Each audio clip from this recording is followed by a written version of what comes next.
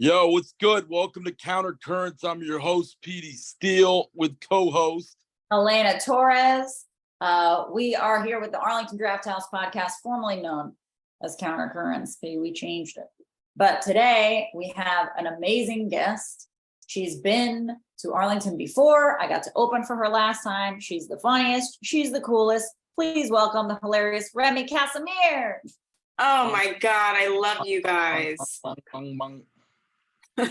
you. We're so excited to have you. How have you been?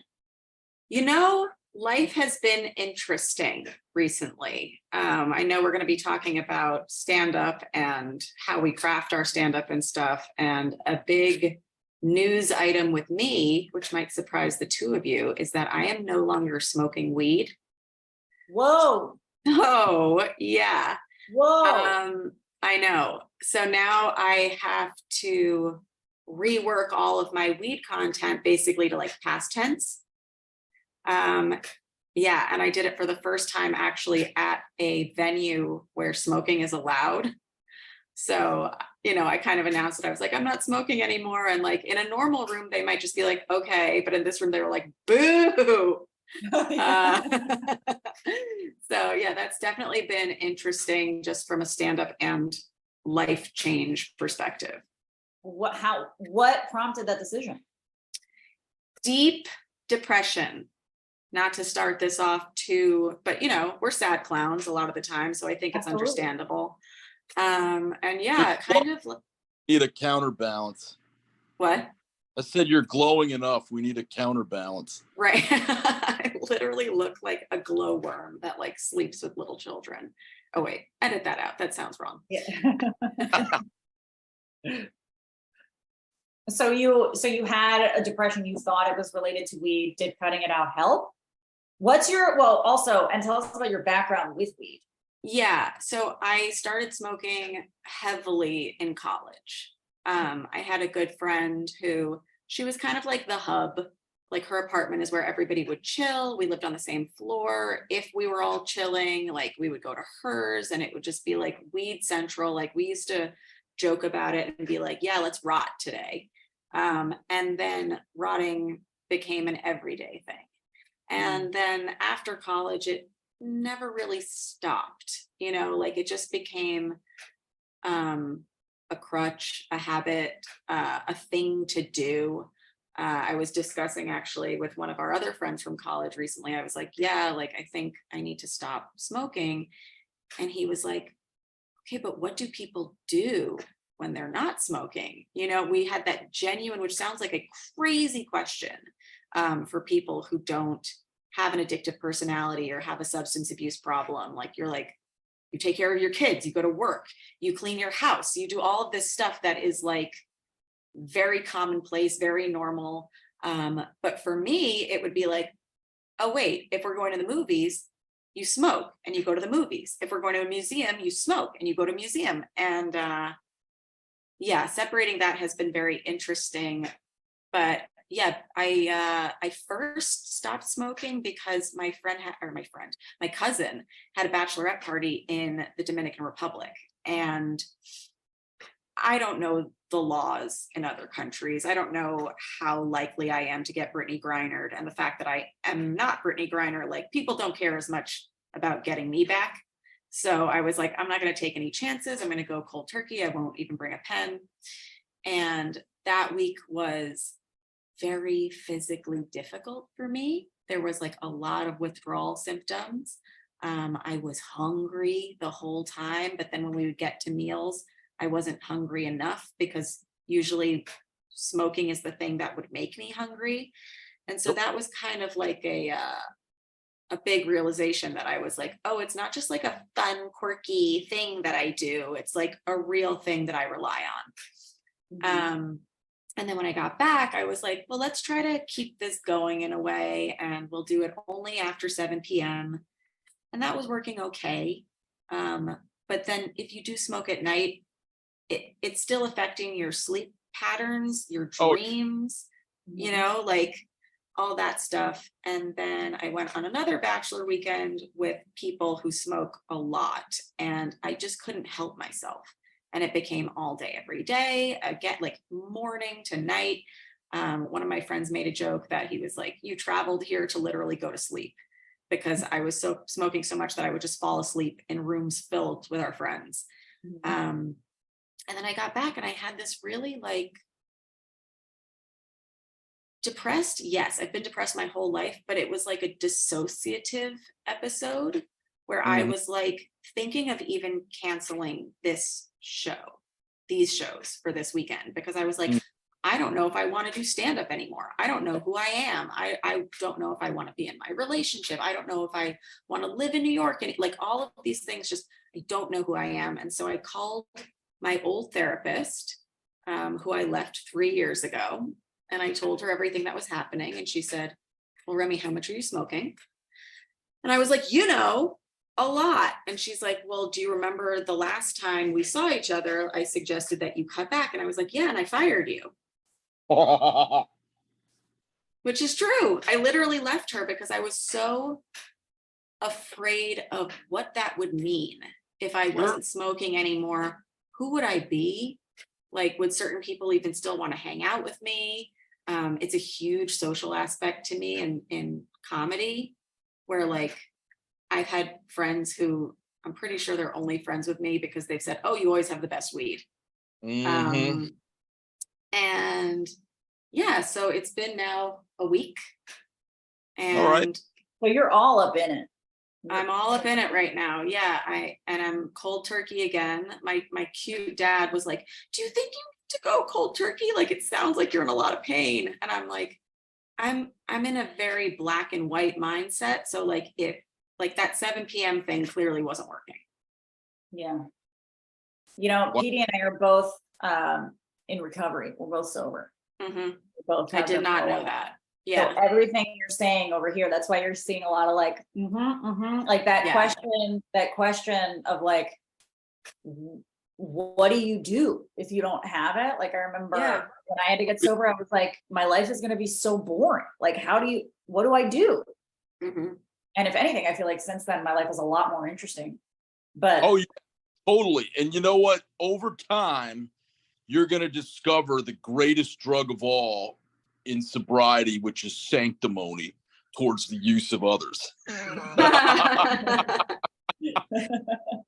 I'm kind of kidding. I'm kind of not. But the thing is, first of all, really seriously, congratulations, because I remember how hard that was and thinking those same exact thoughts. This was actually a good wake up today for me in terms of recalling that, because it was pain, and it's like you said, it's dissociative. You go into kind of like a fugue state where you're like, holy shit, like, are these my friends, or are they just using me for this, or like, I'm so happy I quit long before I ever did comedy, because I see other comics going through these things. And I can say this, it's very hard, I think, to quit doing comedy, but I think being active in addiction in comedy is worse. Just open yourself up to continuous fucking problems, interpersonal drama, and just not knowing who you are. And I think the key to sobriety, it's like Meatloaf, like you could do anything for love, but you can't do that. Can't do that. Yeah. You figure it out, it's just a practice makes perfect kind of thing. And I mean, I'm 17 years sober now. Oh my God, mazel.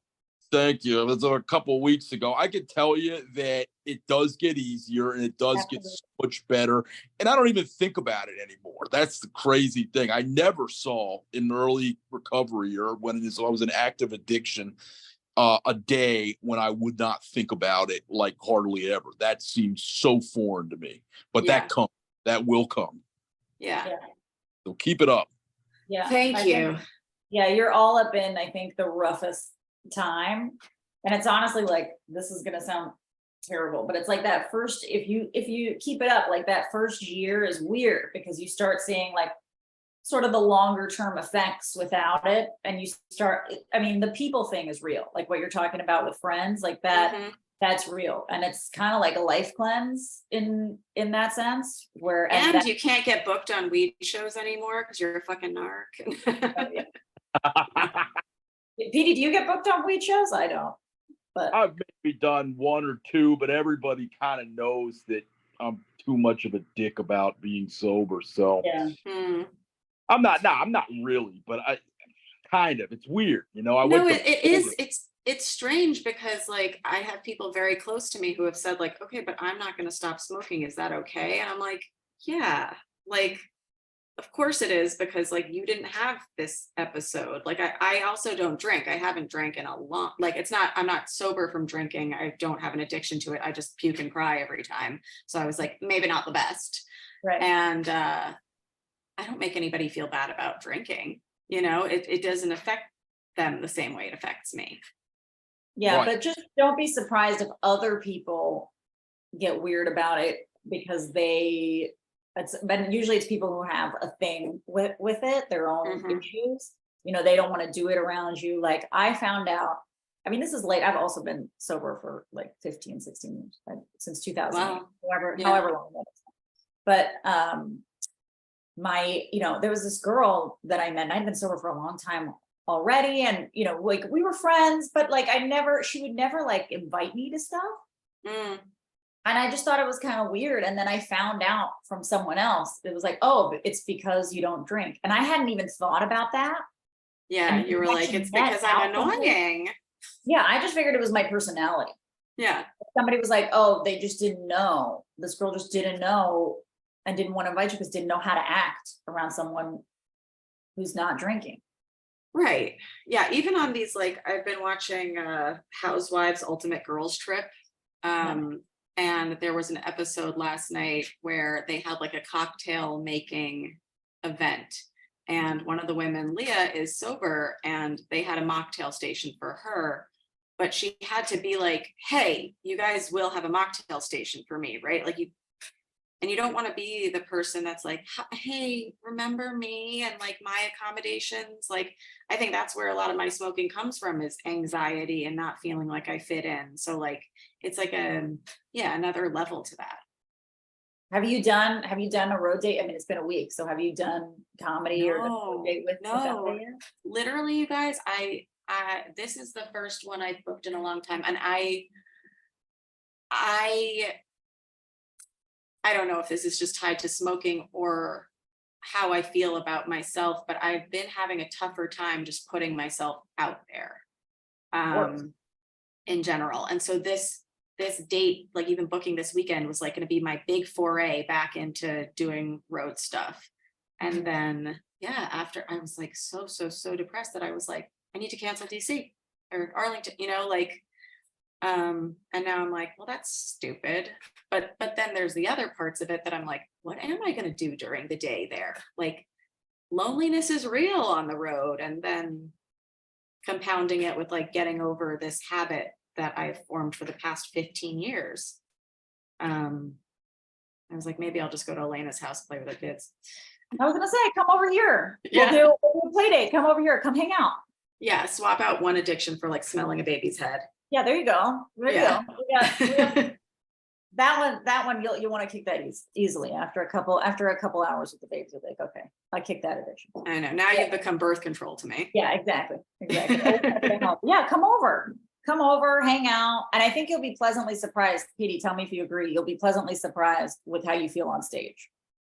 Yeah. So even at that weed venue, like and they didn't really boo me, but they just weren't happy for me. I felt such a sense of more clarity. Yeah. And like ease. And also my mouth wasn't dry every 6 seconds from like smoking right before and having to drink. Like I usually finish a bottle of water on stage if I'm smoking. And now I'm interested to see what the levels are. It's going to be an adventure. It'll be good overall. I mean, there'll be some downs too, but you're doing the right thing overall. I think it's a big net positive. It'll help your comedy. Not that I was ever using during comedy, but I would have had the gumption to go up on stage when I was in active addiction, particularly alcohol and other things. And not the energy, and the hangovers were like too bad. And shit like that. And I wouldn't have been like as vulnerable unless I was really drunk, and I would have been totally stupid, obnoxious, and never gotten asked back. Right. You'll start living when you get sober. I believe that. Absolutely. Yeah. I agree. I I also have a think friend. go ahead. Sorry, go on. No, you. No, I think you'll also notice on stage you'll be a lot sharper, especially with like crowd work and stuff. Like you'll just see your brain will come, things will come to you a lot more. Oh yeah, quickly. my crowd work was literally like, "Where are you from?" Cool. Yeah. Like, You gotta be Where sharp. do you get Crowd your work. weed? Crowd work is hard. You gotta be sharp. And I feel like that's what I think about all the time. I'm like, I can't imagine, because so many comics go on stage drunk, high, whatever. I'm like, how do you deal with anything? and people would say that to me all the time. They'd be like, "Wow, I'm so impressed that you can go up so high and still crush or whatever." And yeah, that's weirdly like a badge of honor that I'm gonna have to give away. Right. But yeah, I have a friend, Petey, you were saying that like, certain clubs wouldn't have asked you back or whatever. She had to go on an apology tour after relapsing. She's been in and out of treatment and stuff. And yeah, a lot of clubs didn't want to work with her anymore because they were like, we don't know which version of you we're getting. Are we getting like the amazing, like joke version of you, or the one that refuses to get off stage and blows the light for 15 minutes? Yeah. And then fucks half the wait staff, or causes all kinds of extra off the stage ruckus. No, totally. Talk shit about the show while the show's still going on. Yeah.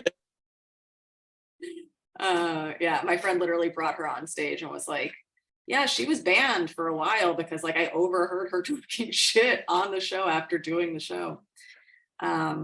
Which, talking shit is its own addiction, I will say, especially from a Jewish family where we love to gossip. But that one I will keep for a little bit.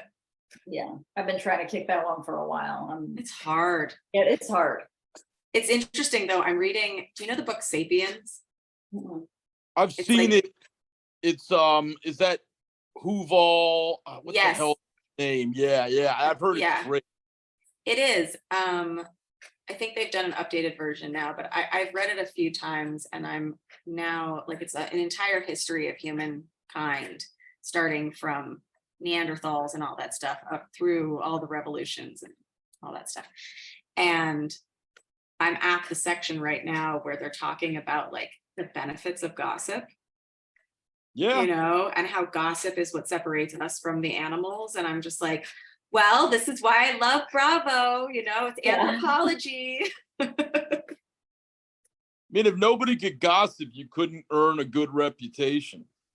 Or a bad one. You couldn't warn other people that person is going to hurt you because they've hurt several other people. And we know because we commiserate. Exactly. That's true. Oh, that's useful to know. I need that. Sometimes, I mean, it is a serious way to bond. I say that all the time. Like gossip is 100%. a serious way to bond. Yeah, or even gossiping about yourself, which I guess is just being vulnerable or just network. Oh, let me tell you how cool I am. Yeah. I just quit smoking weed, and it's just fucking. Yeah. And how long have you been doing comedy with weed? How long have you been doing comedy in general? I started, I want to say 9 years, something like that. But I started in improv, if we count that. And so that 2 years before that. And you like stand-up better than improv, I'm guessing. I would be interested actually to see if I like improv better with a sharper mind.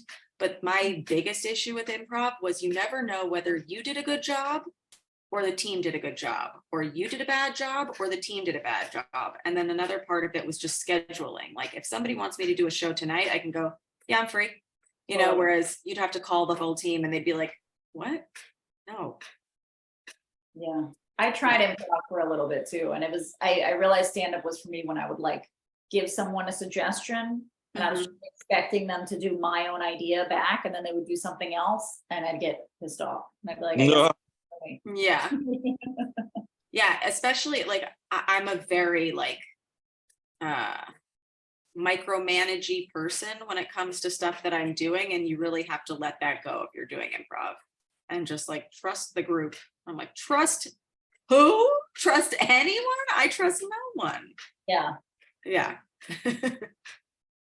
And a podcast was a big part of your stand-up, right? Well, that helped your stand-up. Tell us how that worked out? Because you started podcasting kind of before everybody started podcasting a little bit, right? See, it's so funny. I started my podcast in 2017. And I don't think I launched it until 2018. And I remember in that time being like, the market's already so saturated. Like, why does it need me? But I did see a lot of comics getting more work because of their podcasts. And I was like, oh, that's like a good vehicle to like do that. And a separate thing about my podcast specifically is that I had never had an orgasm at the ripe old age of 28 years old. I really wanted to learn how to do that. So the obvious thing to do was podcast. And it's called How Come? And I used it as a vehicle to learn how to do that, but also it got a lot of notoriety because no one was really talking about like a lack of orgasms. There were a lot of podcasts talking about sex and, that stuff, but nobody was talking about like the deficiencies. It felt very embarrassing. I remember I recorded the first few episodes in August. I didn't release them until December because I was so scared that no one's going to relate to me. People are going to look down on me. Men are going to flood my DMs being like, I'm what you need. And tell us about how was that initial reaction when you did release it finally? Amazing. It was like the most supportive thing I've ever seen. And a lot of people came out of the woodwork just being like, oh yeah, same as me. Like I thought this was normal. Like I think a lot of us don't have like amazing sex education because like there's not too much, or there wasn't too much research into female sexuality for a long time. And all of sex ed was just like, okay, this is how you have a baby. This is how you don't have a baby. Also, guys are going to get this thing called blue balls and it is bad. Yeah. Make sure that doesn't happen. Make sure that doesn't happen or you are evil. Yeah. There was nothing about like real quick pleasure. Yeah. Remy, reference on this because I was talking with Elena about this yesterday. The scope of the problem. Now, isn't it something like a third of women who've never had an orgasm? I would have to go back and check that data, but the very interesting stat, it's called the pleasure gap. And it exists within heterosexual couples where the man will usually get off like 99% of the time. And then the woman, it's somewhere around like 70 maybe, whereas in gay couples with men, they're both coming like pretty much a lot. And also with gay couples with women, they're coming a ton. So it's not something to do with the female body. It's something to do with the way that we've been given like a heteronormative sex script. The fact that like, I don't know about you, Elena, but I was raised like, you're there to please the guy. Like sex is a way to get the guy. Be as sexy as possible and your pleasure doesn't really matter. I grew up in Latin America. So was it the Latin American? Yeah. Oh my God. Big on like, you want to be the sexy version. That was like what it was very big on like, society. I grew up and talk about a gossipy society, it was very gossipy. Like you had to be very careful who you had sex with, who you didn't, because it was all about, it was so much about tainting your name. Like, pleasure was way crushing your flower. Yes. It was like so far down the list, you enjoying sex was so far down the list. Yeah, no, you wanted to be the person that, I don't want to have sex, but with you, and then transform into this highly sexual being in the bedroom. And it's like the dichotomy of that is impossible. Yes. And I always wanted to bang everybody, but then I didn't want people talking about it. Right. For fear of ruining a reputation. And now I'm like, how stupid is that? Yeah. I know. Well, It's insane. the pleasure gap, like ratio wise, kind of mirrors the wage gap you hear about. Yeah. Interestingly enough. Yeah. 70, Mind the gap, as they say in London. Yeah. And then, so did the podcast help you? Like, did you have an orgasm? Did it educate you on how to do it? Girl, I blew my load episode 6. The podcast should have ended. Yeah. Oh my God. Forgive me if I'm asking too many details. On your own or with someone? No. Imagine me being like, wait, I'm not talking about that. Yeah, I don't know.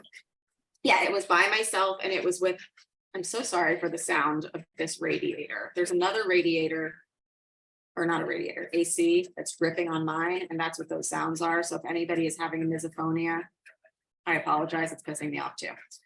But the thing orgasm. What? The radiator's having an orgasm. For sure, and it's extended and it's multiple, and I'm happy for her, but I'm also like, shut up. You're too wet. Yeah, so the first time I did it was solo and with a sex toy, which is a clitoral suction device. Highly recommend to anybody who has a clitoris, because I remember in health class when they did tell us that the clitoris has the same erectile tissue as penises. And then we did hear about blowjobs and stuff. And I was like, wouldn't it be sick if you could get a tiny blowjob? And some people's mouths not that small, but now we have technology and it's very exciting. Interesting. Yeah. That's great. I didn't know. I've never heard of a clitoral suction device. This is close this Zoom, go buy one and have a nice day. Okay. Yeah. Okay. And so did you have guests on that? So guests told you about that, or people told you about that, or like, what are some of the great things you found out? Yeah. So the way that the podcast was initially structured is I would have everybody come on and tell me about their first time coming, which is very important to me to just like figure out how you figured it out. And I still do ask that question, but then pre-com, PC, I would also ask them to give me an assignment that I had to do for the next week.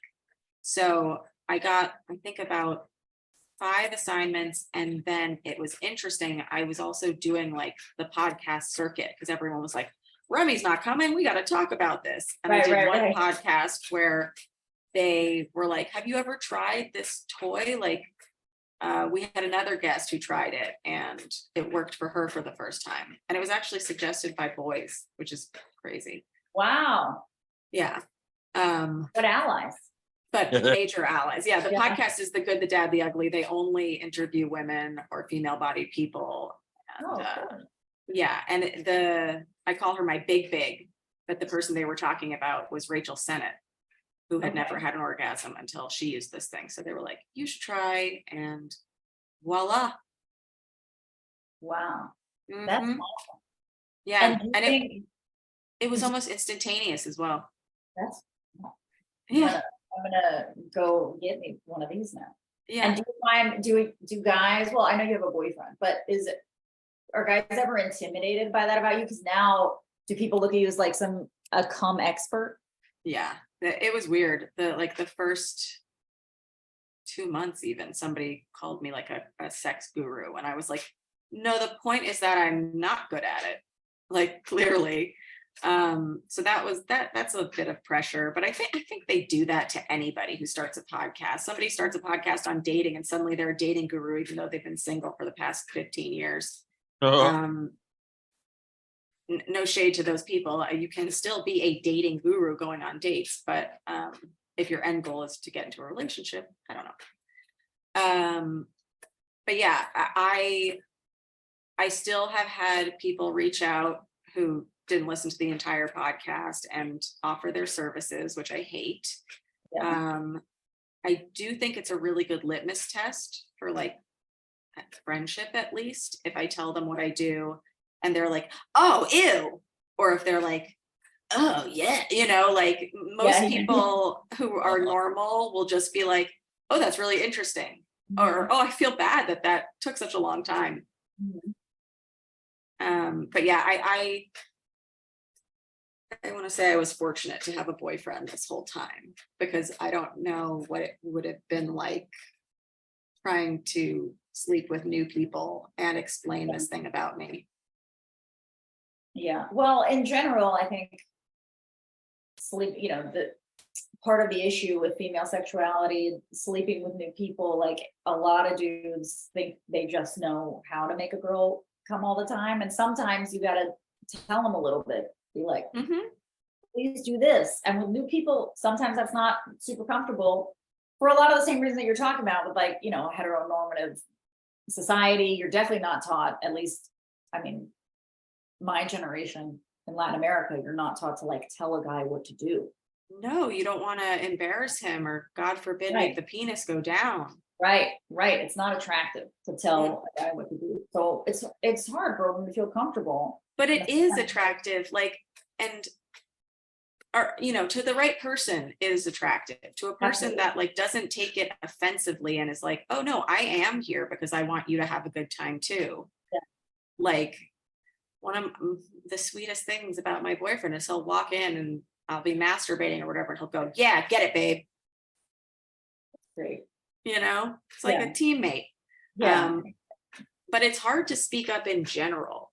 Yeah. So for anybody who, like, if you're a people pleaser, or if you've just been socialized that, like, your place is to be seen and not heard, you're not going to be the squeaky wheel and try to get yours. My sister, who used to produce the podcast, she'd always say it helps you speak up more in the bedroom and the boardroom. Yeah. I like that. Yeah. And you grew up in New York, right?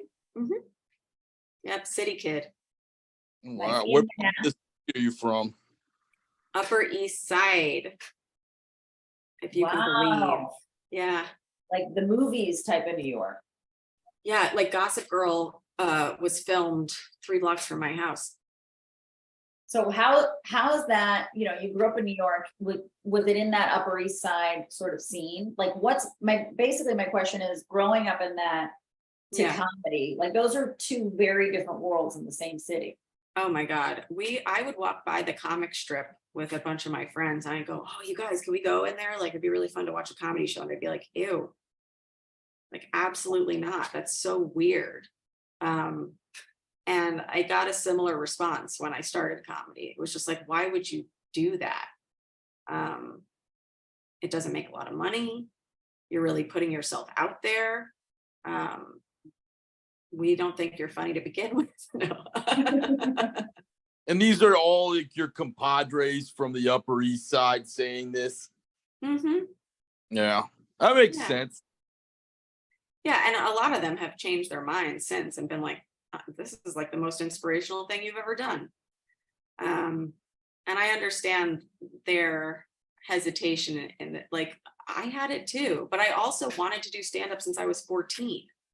So it was either going to be listen to you guys and never do it, or just do it. Like, I can't imagine any other job that I would want to do. Yeah. Sorry, someone's calling. Oh, we can't hear it.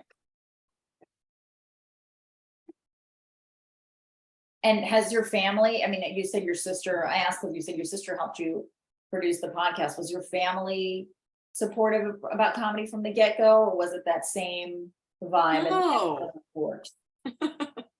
No. They were just like, why? And I was like, to talk shit on you guys. Yeah. Next question. But again, they've come around in a major way. Yeah. They don't love how difficult it is, on the brain. They don't love how difficult it is on the wallet. Yeah. But like, those are the sacrifices that we make sometimes. And what do you want from comedy in the future? You've been off weed, you've got this great date in Arlington. What are you looking for from this? I think I would really like to just really craft the hour of comedy that I have into a tight ass half hour and put that out. Because a lot of these jokes, as you guys know, I've been doing for years. And I'm ready to retire some of them. And so I want them to just like exist on their own and have a space that people can still see them. But then, yeah, I'm going to be in a new chapter of my life. I'm sure I'm going to write more content, and I want to be inspired to write more content. Absolutely. Mm-hmm. Like right now, it's kind of easy to lay back on the old jokes. After these strikes, I'd love to write and sell shows and stuff. I love media in general. TV is one of my favorite things. So Same. knock on wood, How Come Scripted, I think would be an amazing show. Absolutely. Yeah. Absolutely. Mm-hmm. I'd watch that show. Right? I would too. Even if I don't play me, they'd probably cast someone who's not Jewish.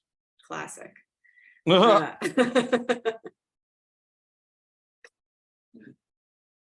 Hopefully we find one who is. Is there any study you know of in terms of like, I don't know how to phrase this, the orgasm problem or the pleasure gap in terms of like ethnicity or religion or anything like that you know of? I don't have stats for it, but we have done episodes on different religions and sex. Mm-hmm. And I know that we did one with John Fugelsang and Christian Finnegan called Two Christians, which has really helped people who grew up in that faith, because there is a lot of misreading of the Bible that would make you think that sexuality is wrong and bad and punishable. And John's dad, I believe, was a reverend or somebody who worked in the church in like in a big capacity. I'm sorry, I don't mean to be a stickler, but that is actually a titular adjective that a lot of people say is a noun all the time. Like, the reverend, like he is revered. It is a title, but it is also an adjective. I don't know. Anyway. Okay, sorry. no, he was a religion guy in the church. And so John has a lot of information on like what the Bible actually means by certain things. And I know that episode helped a lot of people. Yeah. Yeah. That's really interesting. Let me ask you about this too. How is quitting weed? Has that impacted anything in terms of that? So I have actually been in like a sexual slump, I feel, for like the last year and a half. Okay. And I think it has something to do with depression. Mm-hmm. And also my boyfriend has suggested that like, he's like, you just did a lot of coming in the beginning. Like you were like a 15-year-old, like me, like when I first started doing it, it was all day, every day. And then he's like, and then it kind of peters out. So like you were just having that later on in life. But yeah, I'm trying to get my mojo back because it's not been good. I don't think it has to do with, I mean, maybe the weed was stopping it. Sure. Weed, I mean, I don't know if this is an official point, but I think weed does fuck with your mojo in large amounts. Yeah, I can see that. Yeah, it makes sense. Just like so you might find that. I mean, there are some people though that'll smoke and it just puts them in this like amazing state where like their head isn't moving a mile a minute and they can actually like devote time to their body. And it's really like, it's like a whatever works for you situation. Yes. Mm-hmm. But that's not how I was using it. I was using it from the crack of dawn to going to sleep. Yeah. It wasn't like, ooh, let's have some CBD lube and really get into it. Yeah, you were using it just to function through life. Yeah, just to ignore life. Yeah. Yeah. Well, we are very little smoke Band-Aid. Yeah. We are very proud of you over here. You came to the right place. I know. I'm so happy I got to speak to you guys about it. Yeah. Whenever, and we're here anyways, whenever you are having a moment, these are the right people. You can call us anytime and be like, I don't know, man. Like, yeah. I don't know how doable this is, how not. And by the way, it is a work for everyone. I'm not the kind of sober person that's like, stay sober no matter what. That has been what's worked for me long term. When I first got sober, I didn't think that I'd be sober for so long. But it's just, as an extremist, it's been a lot easier than a lot of other things in life. Like food was a struggle for me for a long time because you can't not eat. Oh my, yeah. I don't know if you guys know about my other podcast, Diet Starts Tomorrow, but it's an unlearning diet culture podcast. Yeah. And that has been kind of strange because this whole time I've been running it, I've, been trying to put less of an emphasis on my body and less trying to be skinny and all that stuff. And now with the lack of weed, I am eating less and I am losing weight. And I'm trying to not be too happy or too upset about it, just be okay with it. Right. Which is really fucking hard to do. That I think the food thing after cutting out alcohol and drugs for me was like some of the hardest ones because that's balance. Yeah. And like that never goes away. And so it was almost with that a comfort to just like, hey, with alcohol and drugs, I can just never ever do it no matter what, and do that in a really extreme way when everything else in life is about balance. You know what I mean? It's almost easier just to have one thing that's like off limit. Yeah. No matter what. Right. You don't need weed as sustenance. Right. Food, it comes up every day. Sure. It's one of my least favorite things. Like I love food, but I'm like, I have to feed myself again. Yeah. You have what a chore. Yeah. You have to like come in contact with that choice multiple times a day, every single day. Yeah. And every time it's an active choice that you're making. And it's hard to get your brain off that. It is. It really is. So I find the alcohol and drugs thing, like, just no matter what. I also heard a guy, this is a really depressing note, but I heard a guy once at a meeting when I was really early in sobriety. He said, listen, like if you're new, all you have to know is like, no matter what, just don't drink no matter what. And then that guy died about 3 months later from the, and it's like, it's so hard, but it stuck with me in the moment. And then after what happened, it's like, just look, like that's the helpful, it's gotten me through a lot of moments. It's like, hey, no matter what, I don't have to do this. Right. That's the thing that really like kind of scared me at first, is I was like, am I willing to admit that I'm an addict? Do I know that I'm an addict? Like there are some people who can genuinely just cut down. Also, like, should I put judgment on myself for that fact if it's true? Like, no. Like I have so many great friends who are in recovery, and like I've never judged them for it at all. But of course, I'm my toughest critic. So it's like nobody else needs to be perfect, but I do. Yeah. I have to be everything all the time. And maybe I'm not. Maybe I'm just a habit former. Maybe I just have extreme oral fixations. I'm still not giving up the, vaping yet, because one thing at a time. But I've been traveling around with an emergency joint in my purse, which some people might say is really crazy and counterintuitive. And some people might be like, yeah, you might need it as an emergency. I don't know what the emergency would be. I think it would be extreme tummy ache. But sometimes, but I think it's almost helpful to have it too. It's almost like, this is a poor analogy and much less, but I go on stage with my phone all the time and I leave the screen on it not to freeze with my set list on it. Yeah. Never one time have I needed to go into my phone and look at my set list. Never one. It's a security blanket. But having it there makes me perform better. Yeah. And also having it there and getting through the day and not using it, there's something that feels really powerful about that. Totally. Because I'm like, I did have the option all day and I didn't do it. Totally. Yeah. So I like that method. And like you said, it doesn't, you're not in the space where it's like, oh, you're an addict, you have to stop forever. It's like, just try whatever works for you. And everybody's different. I've known plenty of people who did the full-on sobriety thing, went to rehab, and then years later decided to start drinking again, or maybe smoking a little bit of weed again, and the usage was not the way it used to be for whatever reason. So I think any sort of black and white view on it. I used to think of, not that I want to have kids or anything, but, you know, as a person that's raised as a woman, I think you are raised to want those things. And I just remember thinking, well, I can't have them because I couldn't quit smoking to be pregnant. And now it's like, okay, well, at least that's not the reason. Like, it's just like, I don't want to. Yeah. By the way, better reason. That's perfect. Now. Yeah.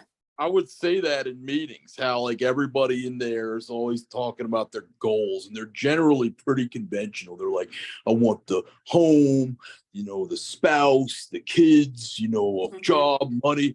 And I was like, I have anti-goals. I want like no wife, no kids. I do want money. But you know, and they would look at me like, oh, you devil, you know, but like, hey, that's fine. Just that's kind of one thing that empowers whatever your unorthodox behaviors and goals are, is the fact that you didn't drink or use that day, no matter what, you know. I can do what the fuck I want. Also, I think like it's so good when people who don't want to have kids don't have kids, because what's worse than a kid that wasn't wanted? Exactly. It sucks for them. Yeah. Yeah. Speaking of kids, do you hear my birth control on the other side of the store? Sorry about that, everybody. No. Yeah. Hi, baby. That'll go away. That'll go away in a second. Anyway, sorry about that. No. Do you guys funny, as you're talking about not wanting kids, one's knocking on the door. See, okay, I will take that back. I do. I want them. I want to be in the place where I could be a good parent. But right now, I don't think that that's a thing. And that's okay. Well, you just got to be, I mean, I think we're all different types of parents than you originally planned. But it is important to be in the right headspace. You know, it's always different than you're ever going to think, but you know, it's a choice. It's a choice. It's a big choice. And then it's like, oh my God, I don't have to just think about what I need to eat today. It's like, I got to feed this thing so much. Yep. Yeah. I really commend you and anybody who is raising children, because it's not easy. It's not easy, but there's a lot of wonderful things about it. I mean, they're just obsessed with you, and they're cute.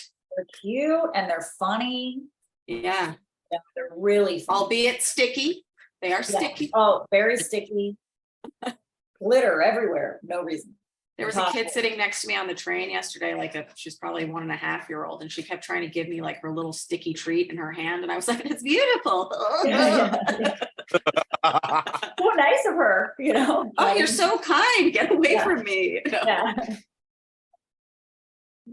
Well, we want to thank Remy for coming on our podcast today. Thank you so much for doing it. We are so excited for your show here at Arlington over Labor Day weekend. Remind us, it's the 1st and the 2nd?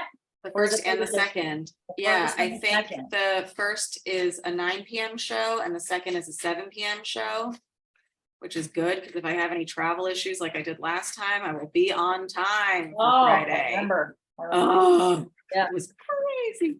But yeah, I feel really lucky that you guys are the first ones that I'm speaking to about this, but also that I will be in good hands when I'm in town. I know that I love the club already.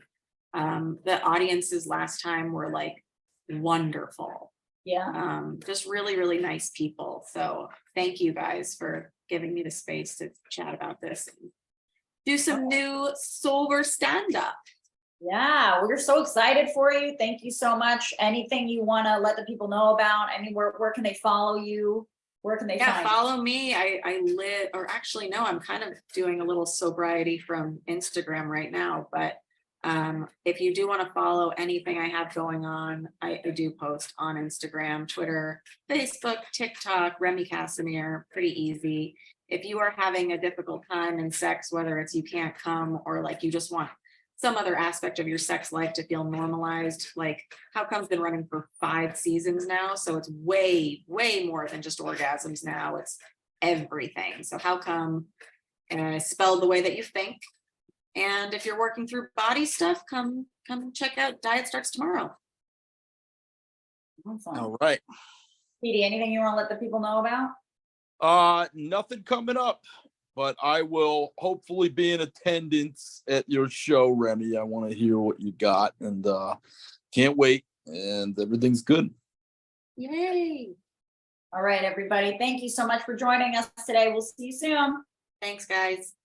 Bye-bye. Bye.